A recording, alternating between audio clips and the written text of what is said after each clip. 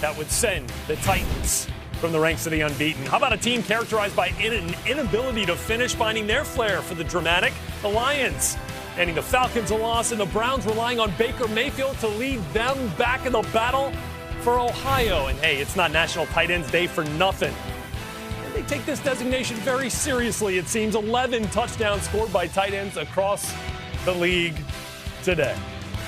And hello, everybody. So glad to be here with you on your Week 7 Sunday. Hope it's going as well for you as it's going for tight ends around the league thus far. That number could go up tonight when we see Sunday Night Football kick off. But first, a couple of firsts for Raiders head coach John Gruden today. Today, facing the team that he brought to a Super Bowl 37 victory and defeated the team he is now once again coaching. Also, first time against the Tom Brady team since the old Tuck Rule game. No such controversy today for Gruden. But that first I mentioned, first time in NFL history, a coach faces the team he won a Super Bowl with while coaching for the team he defeated. There they are, raising the Lombardi back in Super Bowl 37. Fast forward here, you know the history between John Gruden and Tom Brady. Here we go, first quarter. Derek Carr. Nelson Aguilar is having a terrific season at wideout for the Raiders. 21-yard score. They are up 7-0.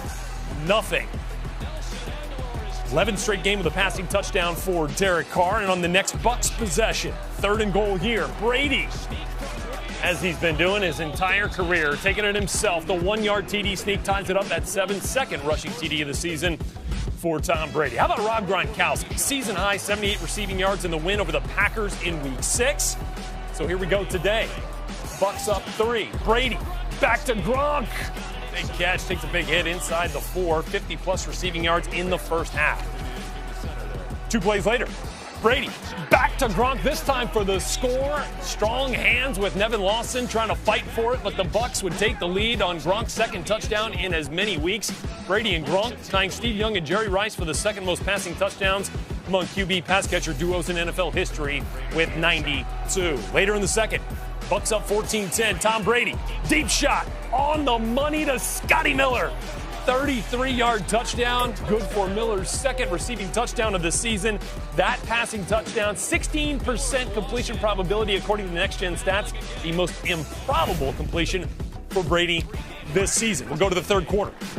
Raiders down 14 now. Derek Carr going back to Nelson Aguilar, this time 44 yards, just 3 yards shy of a touchdown. Big day for the one-time first-round pick. 2 plays later, 2nd and goal from the Bucs, 1, and this time it's Darren Waller from Derek Carr, and the Raiders right back in it, trailing 24-17. Let's go fourth quarter. Bucs up 24-20. 3rd and 3 at the Raiders 49. Tom Brady looking for Mike Evans. Could not connect, but a flag on the play. Check it out. Trayvon Mullen called for the defensive pass interference, giving new life to the Tampa drive, and the sticks would move. Here we go on the 1st and goal. Brady rolling off to his right. He's got Chris Godwin. 4-yard touchdown strike from Brady to Godwin to push the Bucs lead to 11. Give things a little bit more difficult here for the Raiders in the final 7:22 of this game. On their next possession, Derek Carr again going back to the Nelson Aguilar well, but this time ball tipped and picked by Antoine Winfield Jr. He goes back 16 yards deep into Vegas territory. First career interception for the second-round pick out of Minnesota, the rookie. All right, next Bucs possession, 1st and goal. After the turnover, Ronald Jones in for the score. Bucs win big, 45-20. Omar Ruiz now one-on-one with Rob Gronkowski. That's up to the coaches and everything. I just got to keep doing what I got to do, and that's, do my job and get better and help out the team wherever the area is needed whenever my number is called. So we're excited, though, that he's joining, and we just got to keep working together as a team. Our defense is doing a great job, and we love when we complement each other and when the defense gets a turnover and we go and score. That's always huge, a huge aspect in the game. You and Tom have so much history together. You're now tied for second all-time with Steve Young and Jerry Rice for most touchdowns as a combo, and now Tom is the all-time NFL touchdown passes leader in the history of the game. What does it mean to you for those accomplishments? Tom Brady's a beast. He's just an unbelievable player. He just threw for 369 yards, 4 touchdowns, no interceptions, and he had 1 rushing TD, and he's 43 years old, even though he's not counting. It's just unbelievable what he's doing to this game, and he just leads by a great example, and he's the leader of our team. He's the leader of our offense, and he does a great job, and he deserves every credit that he gets. Well, just 4 times in NFL history have unbeaten teams met up in Week 7 or later of a season. In each one of those games, the winner in that matchup is advanced all the way to the Super Bowl. Today, the Steelers and Titans meeting in the 5th such instance as the only 2 undefeated teams in the AFC. So let's take you to Nashville, shall we? Here we go. Ryan Tannehill leading his Titans up against the Pittsburgh Steelers team with Ben Roethlisberger leading the way. This game, of course, was supposed to be played back in Week 4, postponed here to Week 7 due to COVID. And, well, no problem here for the Steelers early on. Ben Roethlisberger squeaking it in to Deontay Johnson, 11-yard touchdown. Steelers with the early 7-0 lead. First time, by the way, they've scored an opening drive touchdown in the last 23 games. They back it up here in the second quarter with a Benny Snell 1-yard touchdown run, untouched for 6 points. Steelers dominating early, up 14-0. Derrick Henry, 212 yards. A week ago for the Titans, but held to just 27 yards rushing here in the first half. T.J. Watt playing a big role here. Tackle for loss. Another tackle for loss there. 4 yards behind the line of scrimmage. Watt, 4 tackles, 3 of them behind the line of scrimmage. He also added a sack. Later in the second now, Steelers up 10. Ben Roethlisberger, short pass here. Deontay Johnson makes Kenny Vaccaro miss, and he is spinning into the end zone. 9-yard TD score. Steelers go up 24-7, dominating the first half with 228 yards of total offense. Let's go to the third quarter here. Pittsburgh up 20 until Ryan Tannehill hits A.J. Brown, and watch his speed pick up, maxing out at 21.5 miles per hour, fastest such movement by a receiver this season there, according to Next Gen Stats. 4th touchdown in the last 3 games for A.J. Brown. Later in the third, same score here. Ben Roethlisberger has this pass tipped and picked by Jayon Brown. That would lead to a Stephen Gostkowski field goal, and the Titans trail just 10. Roethlisberger's second pick of the day, 4th quarter. Mike Vrabel going for it, 4th and goal from the 1. Tannehill cannot convert here, trying to find Corey Davis, but the flag comes out, and Minkah Fitzpatrick gets the hook for defensive holding. Titans need just 1 play after that, and it's Derrick Henry. Up and over for the Titans. Touchdown on the very next play. Titans now down just 3. Henry's 3rd consecutive game with a rushing touchdown. Next Steelers drive here. 16-play possession. Ben Roethlisberger to Chase Claypool short of the first down. But a flag comes out, and it's Jalen Samuels, Steelers running back, call for offensive pass interference. Mike Vrabel, though, electing to take the penalty rather than force the 4th and short. Ben Roethlisberger going for it all, and boy, does Vrabel's decision to back him up pay off. This ball intended for Juju Smith-Schuster, broken up by Jayon Brown. Ball falls into the hands of Amani Hooker, and the Titans defense able to come away not giving up a single point. Final 65 seconds of the ball game here. 3rd and 12. Ryan Tannehill looking for A.J. Brown, and boy, has it been such a difference for this past game when he's been back in the lineup after missing a couple of games to start the season with an injury. Here we go, down 3, still under a minute. Tannehill, trouble here. Nobody home, called for intentional grounding. You get the 10-yard penalty, the 10-second runoff. So 2 plays later, out comes Stephen Gostkowski. Try to tie things up. 46-yard attempt. Gostkowski looks good from the start, but finishes wide right. Steelers on a win at 27-24. Ryan Tannehill and the Titans falling from the ranks of the unbeaten Steelers. Boy, in the first 6 games of the season now, they move to 6-0 for the first time since 1978. A little better on offense than that 78 team was. Really good getting after the passer as well, with T.J. Watt and company leading the way. They won the Super Bowl the last time they started 6-0. What's in store next for the Steelers? Meanwhile, for Tennessee and Ryan Tannehill, they drop their first game of the season. It's a gut punch. Obviously, like I said, we didn't play well early in the game, but we battled back. You guys never stopped believing. Defense made some huge plays with the interceptions, gave us opportunity. We were able to score some points and put ourselves in a position there to tie it up with the field goal at the end. So proud of the way our guys battled. It was a gut punch to see that kick go wide right. I had a ton of confidence going out there that Steve was going to nail that kick. Unfortunately, obviously, it was a little bit wide, but it doesn't come down to Steven. It's a lot that I can do better and we can do better as an offense throughout the game, so we're not in that situation at the end. Feels good. Obviously, you want to be in this spot. You want to have these wins when you can. Obviously, a lot of our games have been at home, which you expect to win, but to go on the road twice and to come here to an AFC team that's undefeated as well and play them, it feels really good. But throw we know what's coming up next week. We can throw the records and all the other stuff out the window because we've got a team coming off a bye that's one of the best in football. That team, the Baltimore Ravens, big-time Week 8 matchup between those AFC North rivals. How about these two old friends? Jimmy Garoppolo saying hello to Patriots owner Robert Kraft. Of course, the team that drafted Jimmy G, then traded him to the 49ers. And early on, Devin McCourty getting a piece of his old teammate there as Garoppolo's pass for Kittle a little bit high. Garoppolo's third interception of the season.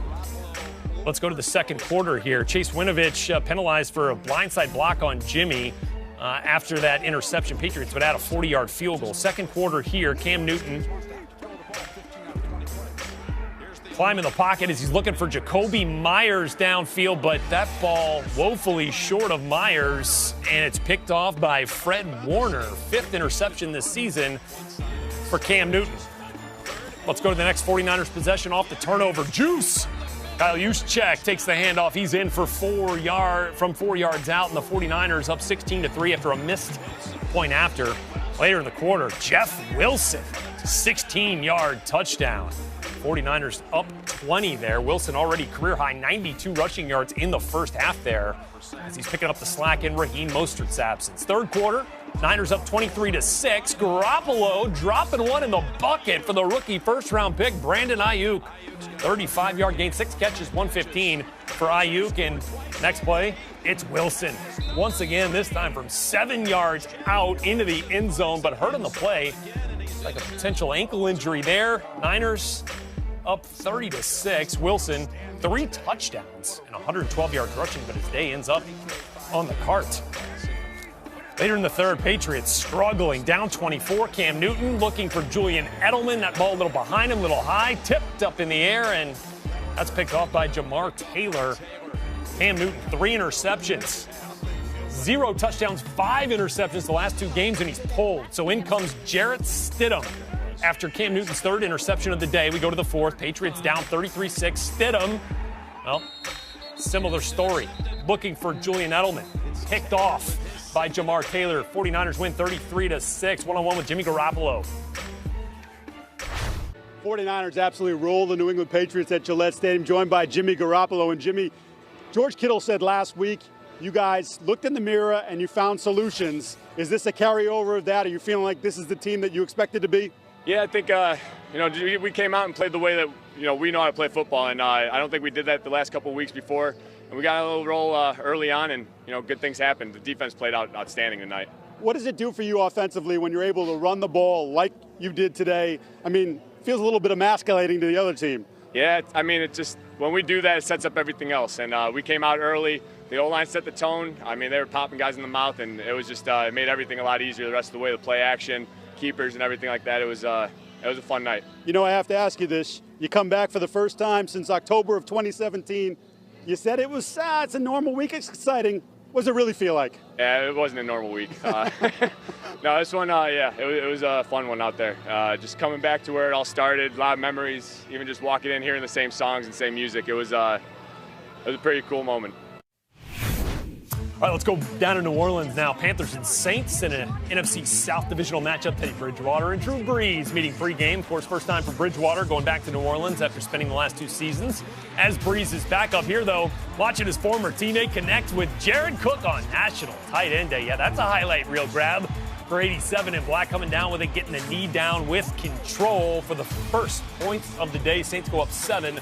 Third TD of the season for Jared Cook. Second quarter now. Panthers down 14-3. Teddy Bridgewater. Deep shot. DJ Moore all alone in the Saints secondary. 74-yard touchdown. Panthers within 4 on Bridgewater's third passing touchdown of 50-plus yards this season. He's had only 2 TDs that deep in his entire career before this year. Oh, here Drew Brees. Hit. Sacked by Brian Burns. Stripped. Ball recovered by Marquise Haynes. Panthers take over at their own 35. Next Panthers possession. Here we go. Teddy Bridgewater back to DJ Moore. 7-yard touchdown for Moore. His first 2 TD game of the season, and the Panthers take the lead 17-14. Saints next drive. Here we go. 30 seconds to go in the first half. Drew Brees back to Jared Cook. 22-yard gain down inside Panthers territory. Just shy of the red zone here. Brees to Alvin Kamara. Kamara doing what he does best, just making people miss, picking his way through that Panthers defense all the way down inside the 5, but the clock would stop after a quick spike from Drew Brees. And here you go. No timeouts. No problem. Brees to Deontay Harris. This with Michael Thomas, with Emmanuel Sanders. Both not playing in this game, but Harris stepping up here as the Saints take the lead in the final seconds of the first half. Let's go to the third quarter. Panthers down 7. Teddy Bridgewater looking for Robbie Anderson, in the first-year Panther making plays. Here, gain of 26. C.J. Gardner-Johnson gets called for unnecessary roughness. Panthers pick up an additional 15. They're now down at the 34, and 7 plays later, it's Curtis Samuel's first touchdown of the season to tie things up at 24. He's in for the 5-yard score. Fourth quarter, here we go. Saints next possession after the Samuel TD. It's Drew Brees to the undrafted free agent out of Tennessee, Marquez Callaway. 7-yard gain, 6 yards shy of the first. And have to settle for a 43-yard Will Lutz field goal. Callaway had a really productive day. 8 catches, 75 yards, gets taken into the injury tent after the play. Next Panthers possession. Here comes Teddy Bridgewater. Under pressure. Can't take the sack here. It backs him way out of field goal range. Loss of 8. Marcus Davenport gets the Teddy Bridgewater. Well, we thought it was out of field goal range, but here comes Joey Sly on to attempt an NFL record 65-yard field goal attempt. Could he get it done? It's on target early. Joey Sly, a foot shy of an NFL record and a tie ball game for Carolina. Good from 64, no doubt, right? But the Saints go on to win 27-24. They advance to 4-2 now on the season. Let's go to Houston. Packers and Texans here. Aaron Rodgers and company coming off their first loss of the season, but the last 3 years he's been money in this scenario. 5-0, 17 passing touchdowns, and just 1 interception following a loss. Here we go. First quarter, no score. Rodgers to Davante Adams. 3-yard touchdown. The Packers have scored on their opening drive in every game this season. They're up 7-0. Later in the first, same score here. Packers facing the 3rd and 9. Who are you going to call if you're Aaron Rodgers? All day long, it was 17 and white. Davante Adams, 28-yard grab with Vernon Hargreaves sticking his hand in between Adams' hands, and still Adams comes down with it. Incredible catch there. Second quarter, same drive, flip field, direction, and it's more of the same, though, for Green Bay. Rodgers, 36-yard gain here of Davante Adams. He had 9 targets and 8 receptions, over 100 and a touchdown just in the first half alone. That drive, by the way, ended in a Jay Sternberger touchdown. Third quarter, Packers up 21-7. Rodgers back to Davante Adams. These two were unstoppable on this day. 45-yard touchdown. Rodgers 4 TDs on the day, 2 of them to Adams, who finished with a career-high 196 yards. And J.J. Watt's frustration after a Texans loss, palpable. JJ, what's it like chasing Aaron Rodgers and getting close to him and then find out he's already completed a great pass down the field? What do you think that's like? Not great. Now you're going into the bye week at 1-6. What are your feelings about this team going forward? Got to get better. JJ, how would you assess your level of confidence in this defense and in this team right now, considering where everything is? I mean, we're 1-6. You are what your record says you are. About the way Rodgers played today and compare it to the ways you'd seen him play earlier in when you guys played against him. He played very well today. What did he do that made him play well? Threw the ball to the receivers and they caught it. Do you see any light at the end of the tunnel for this team going forward? Just got to go to work, get better. What's this like for you personally? Yeah, frustrated. I'm angry. I mean, sucks. I don't know. I don't know what else I'm supposed to feel. Few words to describe the 1-6 start to the season for J.J. Watt and the Houston Texans as we go to Atlanta, where Matthew Stafford and the Lions trying to keep their momentum going after a win in Week 6. First quarter, Matt Ryan, though, This back shoulder pass for Calvin Ridley incomplete, but the ball, as you see, deflects, and Hayden Hurst somehow comes up with it. It's ruled incomplete initially. As you see, it bounce off Jeff Okudah, the rookie corner's foot. Raheem Morris challenges the call, and it pays off because Hayden Hurst, the tight end on National Tight End Day, comes up with the grab, doesn't hit the ground, and the Falcons come up with a nice play there. Second quarter. Same drive here. 3rd and goal from the 1. Todd Gurley in for the touchdown. Falcons tie it up at 7. So on the next Lions drive, all the way down inside the 5, going for it on 4th and 1, and Adrian Peterson is stoned by Dante Fowler. Falcons, big stop to keep the Lions out of the end zone. And off that big stop, here comes Matt Ryan going deep for Calvin Ridley.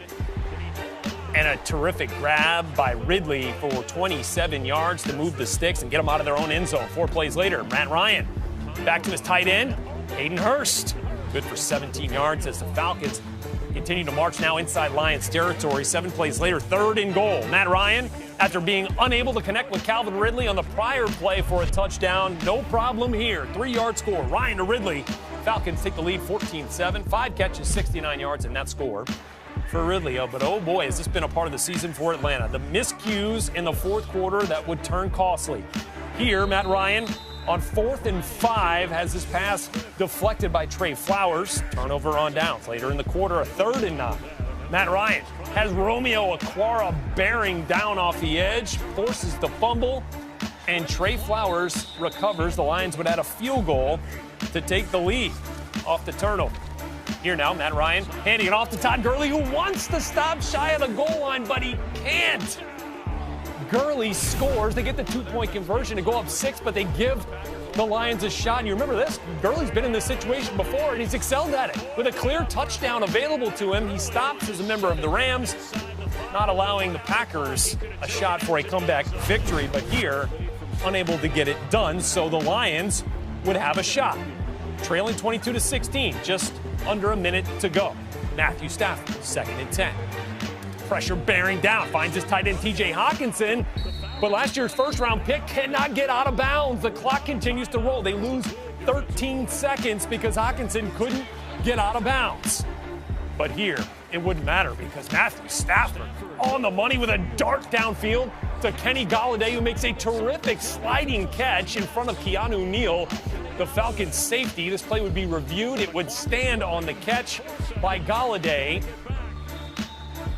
They had to go to review a couple of different things here because of that catch. And so now, after a quick spike, last shot for Stafford, and number 9 on the money. Again, it's Hawkinson coming open at the last second.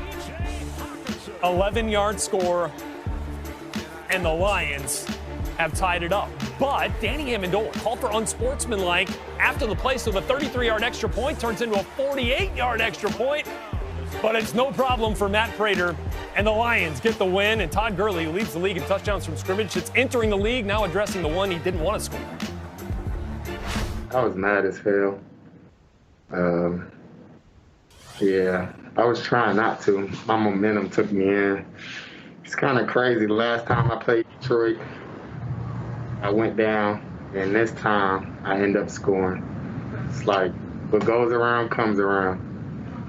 So, just one of them unfortunate situations.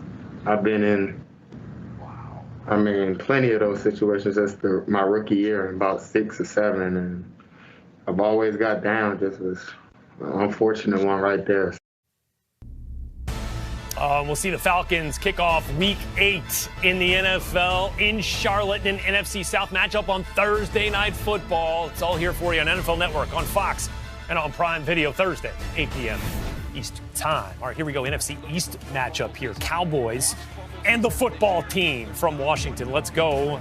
Anonymous Cowboys players, as you know, criticizing Mike McCarthy and the coaching staff for being unprepared. Here, Andy Dalton in his second start of the season, unprepared for Landon Collins. Dalton Schultz falls on this ball but can't get out of the end zone. It is a safety. By the way, Landon Collins left with what's feared to be a ruptured Achilles tendon. Next Washington possession, Antonio Gibson off the safety gets the 12-yard score. Washington up 9 early. 128 yards rushing for Gibson on the day. More trouble for Andy Dalton. 4th and 1, losing ground and just throwing that one away. Turnover on downs for Dallas. Later in the quarter, Washington up 9-3. Kyle Allen, deep shot, Terry McLaurin, 52-yard touchdown. McLaurin gets by Trayvon Diggs, the rookie corner for Dallas. Here was even called for illegal contact on the play. Didn't even matter. McLaurin, scot-free, 52-yard touchdown. Washington goes up 15-3 as Cowboys D coordinator Mike Nolan watched McLaurin go 7 catches, 90 yards here. More trouble for Andy Dalton, sacked by Cole Holcomb. Cowboys went to have to punt, and Dalton frustrated on the sidelines. Next Washington drive, Kyle Allen. Let's go National Tight End Day, shall we? Logan Thomas, 15-yard touchdown, breaking a tackle into the end zone. Cowboys have now trailed by at least 14 points in 6 straight games for the first time since 1961. More trouble for Andy Dalton. Here picked off by Cole Holcomb, who had the sack earlier. Cowboys outgained by Washington 252-108 in the first half. Third quarter, real scary moment here for Andy Dalton, trying to get out of pressure in the end zone. He does, going down, sliding, and John Bostic with a brutal helmet-to-helmet hit. Dalton down on the field. As you get another look at it, Bostic launching himself and ejected for the hit. Dalton diagnosed with a concussion, obviously would not return. So in comes Ben DiNucci, the rookie 7th-round pick from James Madison, third quarterback here to take a snap for the Cowboys this season. He saw a couple of snaps last week against Arizona here. That's not going to get it done. Bad pitch to Zeke. Zeke falls on it later in the drive, 3rd and 12. DiNucci feeling the heat like Dalton was. Montez Sweat with the sack. Cowboys fall 25-3. McCarthy critical of his team's response to the Dalton hit. It was definitely, a hit that caused a disqualification. But yeah, well, I mean, we speak all the time about playing for one another, protecting one another. So yeah, definitely it was probably not the response that you would expect. How about the battle for Ohio? Or I guess today it's Joe-Ohio, right? In Cincinnati, Baker Mayfield and had one of his best seasons in a win over the Bengals back in week 2. First quarter, no score. Mayfield here looking for Odell Beckham. Ball falls into the hands, though, of Darius Phillips for the interception. Trouble early for Cleveland and double trouble here because Odell Beckham down with a knee injury that is feared to be serious, as our Ian Rappaport has reported here today. Mayfield's 2nd straight game with the INT. Beckham, his day would be done. He'll have an MRI to determine the severity. Later in the first quarter, Bengals up 7-0. 2nd and 10 here. Keep your eyes on Myles Garrett. Joe Burrow sure didn't. Gets sacked, stripped by Garrett, recovered by Ronnie Harrison. He stays inbounds. Terrific recovery. Garrett's 6th straight game with a sack, longest single-season streak in franchise history, and the 7th turnover forced by pressuring a quarterback this season for Garrett. That's tied for the most in a season in the next-gen stats era. That goes back to 2016. Late second quarter here, game tied, 10 apiece. Joe Burrow, Tyler Boyd, tough catch at the goal line for the 11-yard score. Bengals go up 17-10. Burrow over 200 yards passing in the first half. His family in the stands feeling good at this point. Third quarter, Baker Mayfield to Harrison Bryant, the rookie tight end out of FAU, breaking a couple of tackles on his way to a big 35-yard gain to start the second half. And you get the National Tight Ends Day seal of approval there. 8 plays later, how about more of the same? Baker back to Bryant. 6-yard touchdown strike, and we are all square at 17. Bryant 4 catches, 56 yards, and 2 touchdowns for the rookie on his first National Tight End Day. How about Mayfield? 10 straight completions at this point, and he's not stopping here. Fourth quarter, it's Baker Mayfield to David Njoku for the 16-yard score. All of his touchdowns went to tight ends on this day. Mayfield taking National Tight End Day seriously, and how about this punch for punch like 2 heavyweights with Joe Burrow and Baker Mayfield. Here, Burrow to T. Higgins, the rookie wideout, spinning into the end zone for the 16-yard score. Bengals back on top 27-24. Browns not to be denied. It's Baker, this time to Kareem Hunt for the 8-yard touchdown. Browns retake the lead 31-27 on 18 straight completions for Mayfield. But Burrow, he's not done. 3rd and 11, QB draw, 12 yards and a first down to move the sticks with just over 2 minutes to go in the game. 4 plays later, just 69 seconds to go. Burrow, play action there, and he's got Gio Bernard who gets across the goal line for the Bengals score. Feeling good now at 34-31, retaking the lead. First 400-yard passing game for Burrow. Now time for the orchestrated drive of the day presented by CDW. I told you Baker and Burrow were dueling on this day, and watch Baker on 2nd and 2. Deep here to Rashad Hollywood Higgins. 30-yard gain on a terrific catch by Higgins. And the Browns got a first down at the Bengals 24. Higgins, 6 catches, 110 yards. First 100-yard receiving game by a Browns receiver this year, and he wasn't done. Baker Mayfield to Donovan Peoples-Jones. How about the toe tap touchdown with a former Michigan Wolverine? Browns on top now, 37-34. 5 go-ahead touchdown passes combined between Baker and Burrow, most in NFL history. Would Burrow have one more for us? Last shot here. Backing all the way up. Eventually going to let this thing loose just shy of his own 40-yard line. He gets to the goal line. T. Higgins has a shot at it. A.J. Green maybe does off the deflection, but the ball falls incomplete, and the Browns get the win. Baker Mayfield, 5 touchdowns for a career high in the win. Case and I were talking. We said they left us too much time. And when we got out on the field, everybody was talking about we have to get to the 30, around the 30 for a field goal. And I said, I told the guys, screw that. We're going to go win it. There's no need to settle for that. Let's just go do our job. And those guys made unbelievable plays. Obviously, Higgy on the ball, contested catch, going up and high pointing that ball. And then Donovan, go up to the line of scrimmage and have a vertical scheme called. And number 23 got me earlier in the game, and I had to get him back. Let's take a look at Baker Mayfield's day here using next-gen stats powered by AWS. Mayfield, a perfect 7 for 7, 167 yards in 2 of his 5 touchdown passes, coming on throws that went more than 10 yards in the air in the second half. He was absolutely money after starting the game 0 for 5, rattled off 18 straight completions at one point. Baker Mayfield getting it done for Cleveland in the season sweep over Cincinnati. Let's go to Denver. Chiefs and Broncos here at Empower Field, a mile high. How about a little snow in late October? Le'Veon Bell's first game as a Kansas City Chief after signing on October 15th. He had 39 rushing yards. Chiefs were clicking really on all 3 phases in the first half. First quarter, Clyde Edwards-Helaire, the first-round pick, 11-yard touchdown, breaking 4 tackles along the way. He would not go down. The LSU Tiger into the end zone. Chiefs up 7-0 early. Let's go to the second quarter. Broncos down 10-6 here. Still very much a ball game. Drew Lock with Steve Spagnuolo, defensive coordinator for Kansas City, looking on. Loving this from Daniel Sorensen. Interception, pick 6. 50 yards later, it's a Chiefs 17-6 lead. Let's take another look at the throw here by Lock. Yeah, that made it look easy from Sorensen. His second interception of the season. I get a nice golf clap from Spagnuolo. Second quarter, Chiefs up 17-9. Byron Pringle back deep to return it. And Pringle, watch the speed, couple of nice moves early, and he will outrun Brandon McManus and every single Denver Bronco to the house. 102-yard kickoff return for the score. Chiefs go up 24-9. There's your special team score. You had your offensive score. You had your defensive score. That's complimentary football for Kansas City. Phillip Lindsay, another injury here in the first half, dealing with a turf toe this season. Here, collides with Daniel Sorensen. Lindsay would leave the game with a concussion. He had 79 yards on 9 carries. Fourth quarter here, Chiefs up 21. Patrick Mahomes going to add a little extra pad here. Quick throw, Tyreek Hill. And he makes quick work of the Broncos defense. 10-yard touchdown. Mahomes to Hill.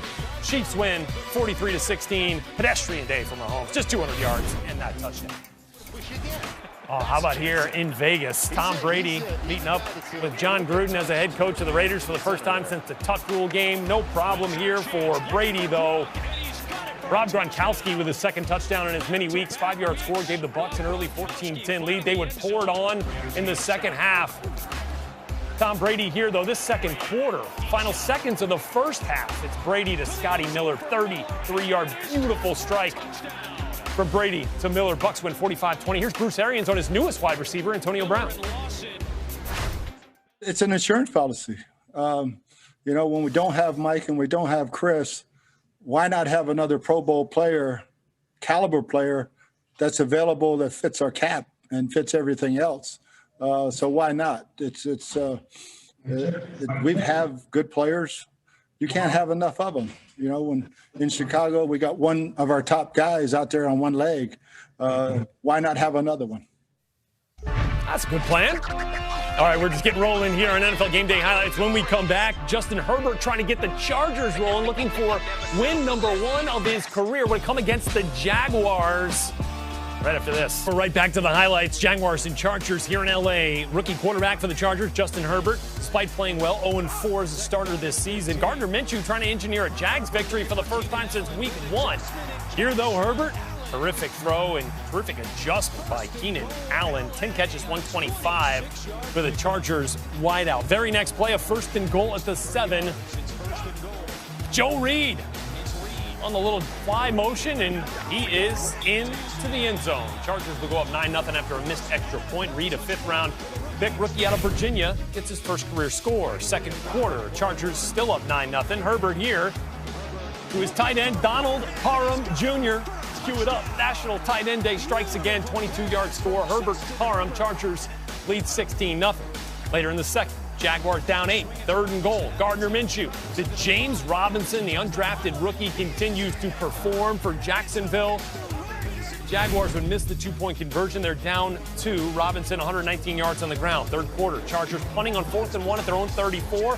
Ty Long's punt is blocked. Picked up by Daniel Thomas, and he goes back 16 for the score. Jaguar special teams giving them the 21-16 lead as Anthony Lynn looks on unfazed because he's got his quarterback, Justin Herbert, rolling out, uncorking one deep to the end zone, and it's Virgil Green, another National Tight End Day touchdown. How about it? Chargers up 22-21. They missed the 2-point conversion. Same score here, and Minshew to Chris Conley, who stays inbounds for the score, and they're up 7 now. Let's go later 3rd quarter. Herbert, a terrific sideline ball. He's got Jalen Guyton, and Guyton has 6.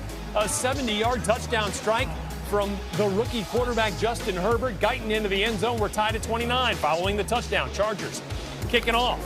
T.D. Westbrook, who's been inactive a bunch this season, fumbles the return. It's picked up by Troy Pope at the Jaguars 19. Chargers taking over, already in the red zone. Still square at 29, and it's Herbert taking advantage of the turnover. 5-yard touchdown run for Herbert. Chargers win it 36-29. He goes for 347 and 3 touchdowns, his first career victory. Boy, you remember when Cam Newton was the toast of the town in New England? Well, today he was just toast as the starting quarterback pulled in the second half. We'll show you why right after this, the Patriots Niners highlights on Game Day Highlights. Game Day Highlights presented by CDW. Patriots owner Robert Kraft saying hello to his former 2nd-round draft pick Jimmy Garoppolo. Got a 2nd-round pick to send him off to the 49ers. Second quarter here, Cam Newton. Little play action. Gonna get a little pressure, climb in the pocket, looking for Jacoby Myers crossing the field, but that falls well short. Fred Warner with the interception. Bill Belichick telling Cam Newton, your day is done. 3 interceptions. Jarrett Stidham would come on in the second half. Jeff Wilson, one of his 3 touchdowns on the day. Bill Belichick and the Patriots fall 33-6. Bill, do you plan on having Cam Newton as your quarterback going forward? Yeah, absolutely. Just want to give Stid a little experience here. Are you disappointed with the way the offense played today, given that you did have a full week of practice this week? Yeah, I just said that in the opening statement, Ben. I said that we didn't perform well enough in any area. Coaching, playing, offense, defense, special team, running, passing, defending the run, defending the pass, ball security, tackling, blocking. None of it was good enough. Maybe I might have left something out, but I mean, we just got to do a better job all the way across the board. I don't think everything was bad, but there was enough bad for the results to be bad. So we need to improve in all areas. I can't speak for everybody. I just stick to the man in the mirror, and I wasn't good enough. I didn't, in no way, shape, form did I put this team in a position to compete. And, that's inexcusable. This is a National Football League where, a lot is put on the quarterback and I have to deliver, and I haven't done that. And, quite frankly, it's evident. So, here moving forward, I know what the issue is, like I just said, and, I just have to be better. Cam Newton taking accountability for the Patriots' fourth loss. When we come back, Sam Darnold and the Jets jumped out to a 10-0 lead. Didn't finish that way. And in a Bills victory, something I have never seen in all my years of watching NFL football, we'll have that right after this on Game Day Highlights. That's meeting up at MetLife Stadium. Sam Darnold back in the starting lineup for New York after missing the last 2 weeks with a shoulder injury. Adam Gase, after the 0-6 start, handing off the offensive play calling to OC Dowell Loggins. Hey, first half it worked out here for the Jets. But Michael Pirine finding some space there for the touchdown. Jets up 10-0, their largest lead of the season. Here we go. Fourth quarter, though. Jets possession. They're down 12-10, as in they haven't scored since the Michael Pirine touchdown. Sam Darnold finding a little trouble here. Just 4 yards of total offense in the second half here. Ball falls out. Jerry Hughes strip sack. Jets would punt following the recovery. 3 plays later, Bills possession. Josh Allen going to find himself under some pressure and sacked by Quinnen Williams. The Jets would hold the Bills to a field goal after the 5-yard loss. They had 0 touchdowns, did Buffalo, on 5 red zone trips. Next Bills possession, up 15-10. Josh Allen, boy, he and Cole Beasley had it going today. 18-yard catch here. 11 for 112 on the day for Beasley. Josh Allen goes over 300 yards passing. He had 60 on the ground, too. 6 plays later, how about the rookie kicker, Tyler Bass? 8 field goal attempts on the day. Here he drills the 40-yarder for his 6th. And how about a little kicker flex alert right there to the Jets sideline? Bills go up 18-10, and on the next Jets possession, boy, does this describe the Jets season. Sam Darnold with a shot here to force overtime with a touchdown and a 2-point conversion, but they don't get anywhere close. That ball gets deflected at the line and picked off by Jerry Hughes to seal the Jets' victory. The Bills win it 18-10 on 6 Tyler Bass field goals. The Jets still winless, now 0-7. And I mentioned something I've never seen watching football. The Buffalo Bills on 10 drives today finished every one of those 10 drives inside the Jets' 35-yard line. We went back as far as 2000, as far as we could go. That is the first time that's ever happened that a team has had all of their possessions end up inside an opponent's 35-yard line. And the Bills didn't even score a touchdown. That's going to do it for us on Game Day Highlights.